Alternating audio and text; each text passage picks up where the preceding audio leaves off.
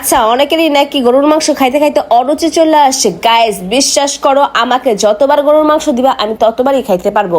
আমার এত রুচি, গরুর মাংস খাওয়ার জন্য আমার রুচির অভাব পড়বে না। এমনিতে ভাত খাই 1 প্লেট, তবে গরুর মাংস হলে ভাত খাই 2 প্লেট। সকালে, বিকালে, দুপুরে, রাতে সবসময় আমি গরুর মাংস খাইতে পারবো, কোনো সমস্যা নেই। গরুর মাংস খাইতে গেলে আগে রান্না করতে হইব, তবে এমন এক সমস্যায় লাইনের গ্যাস বলে গ্যাসও থাকে না। আর এমন কেউ নাই যে আয়সা বলবে তুই বের হও রান্না করতে গিয়ে, তোর রান্না করতে হবে না, কারণ তোমার রান্না মুখেই নেওয়া যাইতেছে না। করো গাইস, এই কথাগুলো যদি কেউ আমাকে বলতো আমি অনেক বেশি খুশি হয়ে যেতাম। অন্তত এই গরমের মধ্যে রান্না করতে হইতো না আমার। আসসালামু আলাইকুম। আজকে শুক্রবার, ছুটির দিন মানেই ঘরে একটু কাজ বেশি থাকবে। ঘরের কাজ করার সাথে সাথে রান্নাটাও করতে হবে। আজকে আমি গরুর মাংস ভুনা করব, আর এটা আমি হাতে মাখিয়ে বসাবো।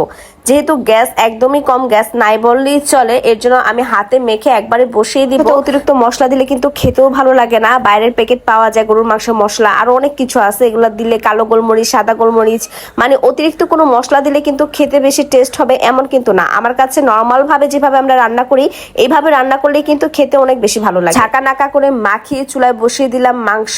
যদি সময় থাকতো হাতে তাহলে আধা ঘন্টা এটা মাখিয়ে রেখে দিতাম রেস্টে, তাহলে মাংসটা খুব সুন্দর হতো, আরো বেশি জুসি হতো। যাই হোক, হাতে সময় নাই তাই চুলায় বসিয়ে দিয়ে অন্য কাজ করতে চলে গেলাম। সপ্তাহে ধুলাবালি একটু ক্লিন করতে হয় ঘরের, কারণ প্রতিটা জিনিসের উপরে হালকা একটা ধুলা পড়ে যায়, আর এই ধুলাটা পরিষ্কার না করলে অনেক বেশি খারাপ দেখা যায়। তাই হচ্ছে আমি সবসময় চেষ্টা করি প্রতি শুক্রবার একটু ধুলাবালি যা আছে ঘরের এগুলো হচ্ছে একটু পরিষ্কার করতে। আর প্রতিটা ফার্নিচারের উপরেই কিন্তু ধুলাবালি পড়ে থাকে। দিনে তো সবগুলো ফার্নিচার একসাথে পরিষ্কার করা সম্ভব না, তাই আমি ভাগাভাগি করে নেই। মানে আমি যদি শুক্রবারে 2টা বা 3টা ফার্নিচার পরিষ্কার করি, তাহলে শনিবার 2টা করি, রবিবার আরো 2টা করি। মানে এইভাবে করে হচ্ছে আমি আস্তে আস্তে ক্লিন করে রাখি। মানে এভাবেই আমার দিন কেটে যায়। প্রতিদিন যদি না পারি তাহলে একদিন পর পর হয়তো এইভাবে আমি কাজগুলো করে থাকি। আর এদিক দিয়ে হচ্ছে ডাইনিং এর স্পেসে হচ্ছে জানালা আছে, যেদিক দিয়ে হচ্ছে অনেক বেশি ধুলা আসে। ধুলা দিয়ে একটু ঝুল হয়ে গেছিল, আমি সেটাও একটু ঝেড়ে নিলাম। দেখেন অবস্থা, মাংসতে কোনো পানি দেই নেই, আর এদিক দিয়ে মাংস থেকে 2 কেজি পানি বের হয়ে গেছে।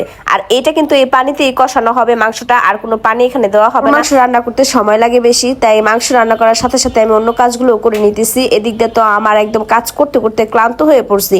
তখন আমার জামাই জান হচ্ছে আমাকে শরবত বানিয়ে দিয়েছে, আমের জুস। তো আমের জুস খেয়ে একটু কলিজাটা ঠান্ডা হয়ে গেল। টাইমে বাইরে থাকে ঠাডা পড়া রোদ, আর প্রচুর গরম লাগে। আর এই বছর আমার কাছে মনে হইতেছে গরম একটু বেশি। গাইস, তোমাদের কার কার কাছে মনে হইতেছে বলো তো, এই বছর গরমটা একটু বেশি পড়ছে? গরমে স্বামীর হাতের এই ম্যাঙ্গো জুসটা খেয়ে সত্যি বলছি কলিজাটা একদম ঠান্ডা হয়ে গেছে।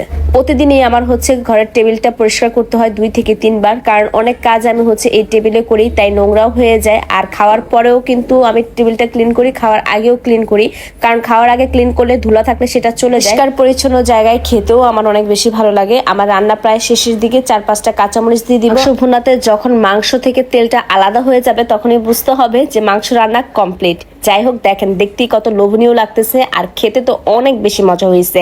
আর তোমরা আবার ভাইবো না যে আমার নিজের প্রশংসা নিজেই করতেছি, আমি আর আমার প্রশংসা করবো না, তোমরাই বলে যাবে আমার মাংস রান্নাটা কেমন হয়েছে। যাই হোক, দেখো এখন আমি খাইতে বসছি, একদম গরম ভাত, লেবু, কাঁচামরিচ, সাথে হচ্ছে মাংস। দেখো মাংসটা কত নরম হয়েছে, আর মাংসটা ভাতের সাথে মাখানোর পর কত সুন্দর একটা কালার আসছে। আমার তো খেতে অনেক বেশি ভালো লাগছে। যাই হোক, আজকের ভিডিওটা এই পর্যন্ত। আমি খাইতে থাকি, তোমরা সবাই ভালো থেকো, আর আমার পেজে নতুন হয়ে থাকলে একটা ফলো দিয়ে দিও। আল্লাহ হাফেজ।